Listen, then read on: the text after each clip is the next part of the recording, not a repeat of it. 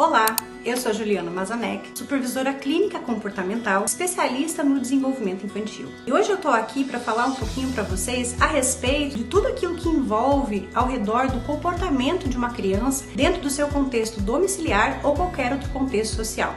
Você já se perguntou por que exatamente essa criança atua daquela forma ou que ela age ou responde de determinada maneira? É importante a gente lembrar que o comportamento humano ele é um reflexo de uma série de contextos e condições que acontecem previamente até a decisão final daquela pessoa ou do indivíduo de agir de certa maneira. Nossos comportamentos eles são determinados por toda uma complexidade de fatores que vem desde a sua individualidade genética até a sua construção social, as suas memórias significativas, as suas experiências de vida, vindo dos seus valores de família também, que vão integrar aquele funcionamento e permitir que a criança haja de uma determinada forma ou de outra, a depender daquele seu repertório e do que ela quer transmitir a você. Obviamente, as crianças ainda são muito pequenas para ter a noção da magnitude do comportamento humano e dos efeitos das suas ações e reações. E por isso, cabe a nós, adultos, auxiliar as crianças neste processo de decisão comportamental. Muitas vezes, determinados comportamentos acontecem pela inabilidade de expressar a sua intenção e a sua comunicação ineficiente muitas vezes e, portanto, requer que um adulto a auxilie neste processo para que ela mesma possa entender este mundo e navegar da melhor maneira possível. Você já teve alguma dificuldade com alguma criança no seu contexto de tratamento clínico ou mesmo no seu contexto domiciliar com seu filho ou sua filha? Então vamos lá tentar entender um pouquinho como é que a gente pode agir desta forma a entender o comportamento infantil e auxiliar a criança nesse seu processo de desenvolvimento. É muito simples, porém muitas vezes muito complexo. Mas se tivermos o primeiro ingrediente fundamental, nós temos uma parte do caminho já iniciado, que é o afeto. Toda criança necessita do afeto para poder navegar no seu mundo. O afeto é aquele sentimento que nos conecta a outras pessoas significativas que estão ao nosso redor, nos permite expandir o nosso pleno potencial de desenvolvimento a partir de um contexto seguro, construído dentro do seu contexto domiciliar, escolar ou da sua vida de forma geral. Nem sempre é fácil prever o comportamento de uma criança. Porém, existem muitos fatores que interferem nessa resposta comportamental e que, portanto, requerem que nós, adultos, conheçamos muito profundamente a respeito do desenvolvimento infantil, da psicologia também do desenvolvimento, a psicologia clínica, para que a gente possa encontrar as melhores soluções e auxiliar aquele indivíduo em seu processo de desenvolvimento. A criança, até aproximadamente 7, 8 anos de idade, ela ainda necessita de um adulto para realizar a sua autorregulação, ou seja, regular as suas reações emocionais. Ela ainda não tem esse repertório desenvolvido porque seu cérebro ainda está em constante transformação e é nesse processo que nós adultos ensinamos a criança como responder adequadamente, baseado na sua autoconsciência e no seu conhecimento a respeito das suas motivações e das suas emoções. Então, muitas vezes, o ideal sempre é, quando uma criança está com alguma dificuldade ou apresenta algum comportamento inapropriado ou crises, a primeira coisa que nós devemos fazer é acalmar essa criança.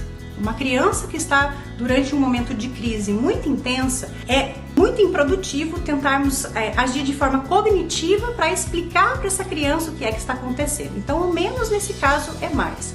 Primeiramente, vamos acalmar essa criança para que ela garanta que se encontre dentro de um estado emocional mais receptivo para receber aquela informação e entender de forma apropriada como que ela deve agir em determinados contextos. Nem sempre essa tarefa é fácil. Nessa hora, a gente respira e também exercita a nossa própria inteligência emocional. Um ponto que eu sempre falo para as minhas famílias em consultório é: lembre-se, você é o adulto da relação.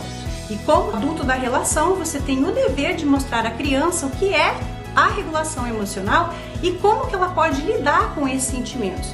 Mas lembre-se, ela é uma criança em desenvolvimento e ela ainda precisa entender o que é aquilo que ela está sentindo. Então, diante de uma resposta inesperada ou uma frustração, nomeie para essa criança o que ela está sentindo. Então, por exemplo, a criança queria um determinado brinquedo e você disse a ela que não poderia comprar naquele momento. Ela se jogou no chão, fez a crise, você vai acalmá-la, vai deixar ela assentar um pouco aquela reação emocional e quando ela estiver um pouco mais calma, você diga a ela então: filho ou filha ou fulano, o que você está sentindo é frustração.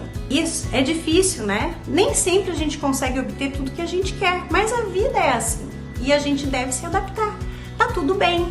Na próxima vez você vai ter aquilo que você quer, mas neste momento nós não podemos levar determinado brinquedo. Então esse é apenas um exemplo sutil de como você pode reagir diante de uma resposta emocional dentro de uma situação em que a criança encontrou-se frustrada por alguma determinada situação em que ela se sentiu fragilizada e incapacitada de obter aquilo que ela deseja. Então nestes momentos é muito importante que a gente tenha essa consciência, essa maturidade. Gritar com a criança não é produtivo, aliás, ele é contraprodutivo. Por quê?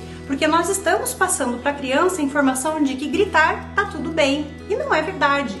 Nosso objetivo é facilitar e ensinar a criança a aprender a se comunicar. E para isso ela precisa do seu modelo. A criança ela aprende por modelagem e também, obviamente, por aquilo que nós dissemos. Entretanto, a atenção que eu chamo para vocês é a seguinte: se você fala uma coisa e faz outra constantemente, ela vai viver num mundo que é incoerente em sua cabeça e ela vai seguir muitas vezes aquilo que você faz, não o que você fala. Você está construindo para ela constantemente uma mensagem consciente de que ela é uma pessoa passível de confiança. E nisso, o seu vínculo se torna mais forte e ela confia em você.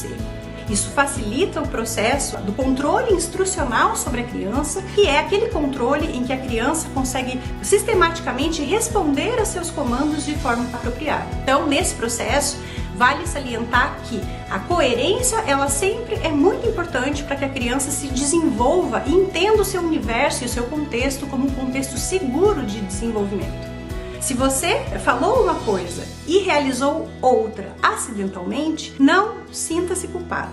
Você faz parte de 99% dos seres humanos que fazem isso diversas vezes. Qual que é a diferença nessa situação?